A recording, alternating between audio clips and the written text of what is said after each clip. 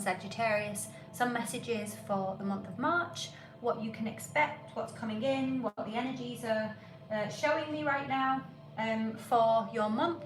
I hope everybody is good. Thank you so much for joining me. So let's get cracking on where you are. Wow, wow, wow. Aries, Leo and Sagittarius, you have some major decisions to make this month.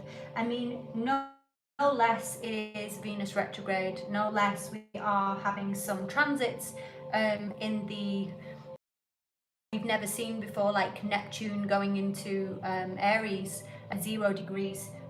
This is going to affect those cardinal energies, absolutely, which is on the Aries Libra axis for sure, myself included as a 0 degree Aries. So let's see how that happens for me. What we have here is some of you have been dealing with something that is quite difficult this month, or you have been going through something. It feels very much like you've had to take a step back from something, or something that you believed was over has come back into play.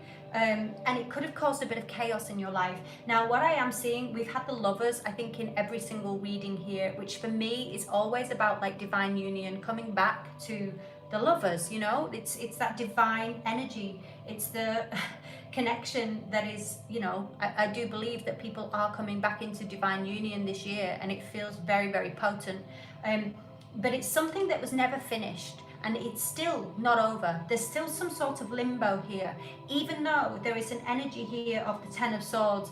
So this could have been an incredibly painful cycle with this particular energetic and with this decision that's having to be made. I'm not saying that, you know, we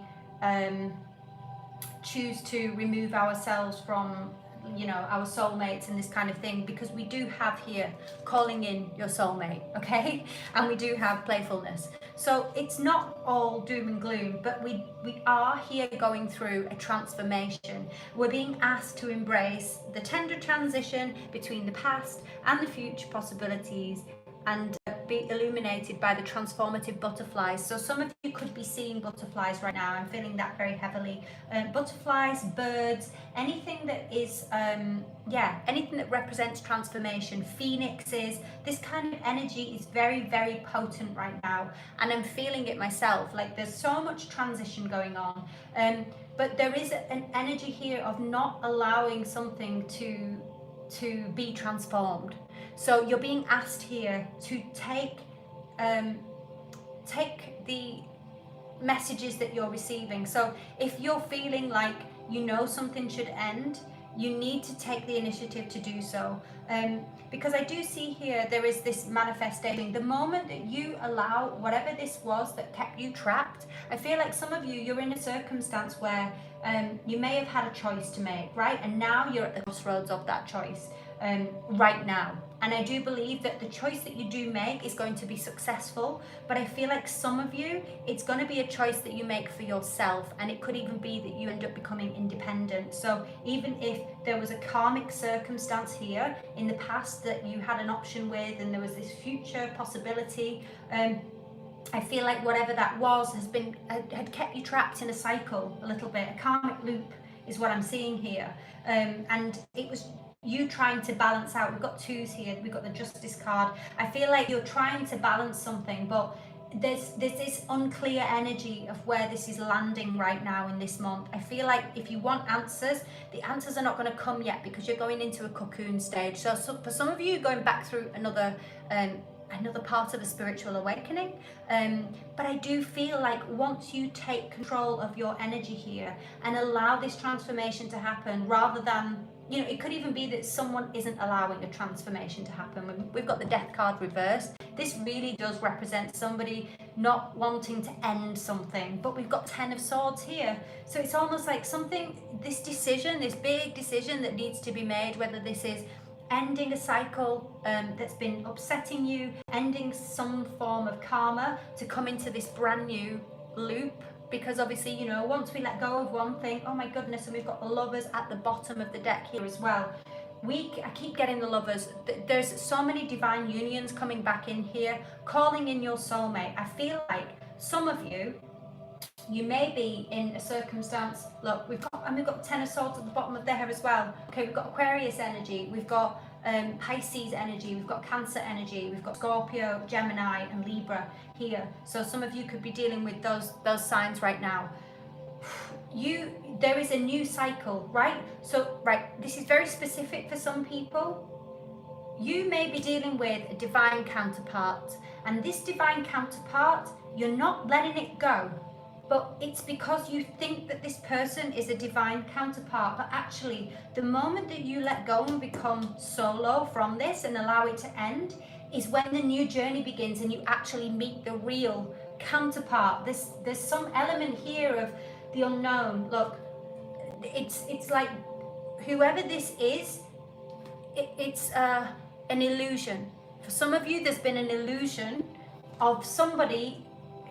There's like two people here, okay? Some of you, I'm seeing two people. I'm seeing Cancer energy, I'm seeing Gemini. Yeah, I'm seeing 100%.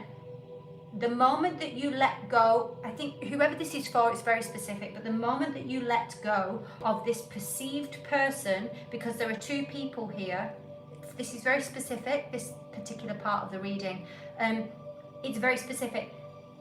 You have to allow the ending of one cycle to happen, because one of them is karmic and one of them is divine. And the moment that you say no and you separate yourself from this karmic energy where it's been keeping you trapped in a loop, okay? The moment that happens is all of your manifestation skills come back into play. All of your energy comes back. You become the magician.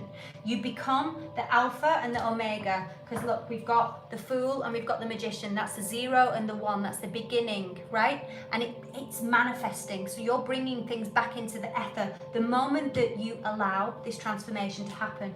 And I'm sorry, it is painful because look, we've got hurtful events here. So whatever this cycle has been, it's been very, very painful. If there has been a cycle with a soulmate or a counterpart that you believe to be your twin flame, and it's been very, very painful, as in, I'm not talking about the journey because the separation can be painful, but I'm talking more about the person and what they're doing, or, you know, if there's this narcissistic energy that comes with it.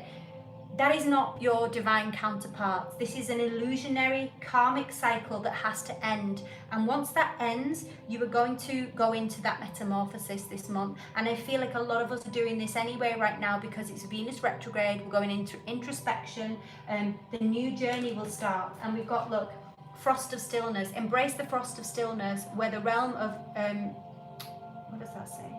Oh, in the calm of the icy pause, reflective clarity is found. So it's saying, look, and we've got the feather of hope. So some of you could actually be seeing feathers as well. I'm seeing butterflies, I'm seeing feathers, I'm seeing phoenixes here.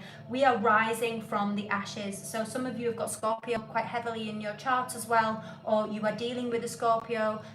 There's, honestly, all I keep being shown here is in order to and move forward into actual true divine connection, there's something here that has to be removed from your karmic cycle, okay?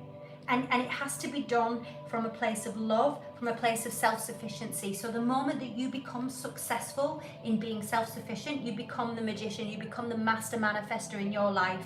And these hurtful events, this metamorphosis is all part of that process. You have to remove that. We also have, look, this almost, I think it looks like a, you know, a bit of an iceberg. I think it's more of a mountain, but it does look like an iceberg. So we've got this icy energy. It's something's frozen in time. And I feel like the moment that you allow this ice to melt, and again, we've got playful, recapture romance, allow your inner youthful spirit to shine. So the one person here, if you're dealing with two people, there's one that's very playful energy, and there's one that is quite heavy, intense, difficult, karmic energy that felt like your soulmate. But I feel like you're calling in the soulmate once you make the decision and you kind of move forward with that decision and make a clear cut. I hope that makes sense. I'm sure it will for some people. And yeah, I think you're still in the thick of it right now, but you're being asked to allow that to end, okay? you're better being on your own than being in a karmic cycle that's keeping you in a loop that's causing you pain. So if somebody's causing you a lot of pain and keeping you in a cycle like that, it's time to remove it, okay? That's what I've got for you, fire signs. Thank you so much. Please do click the like button and do subscribe if you enjoyed this reading, and I look forward to reading for you again soon. Take care. Bye.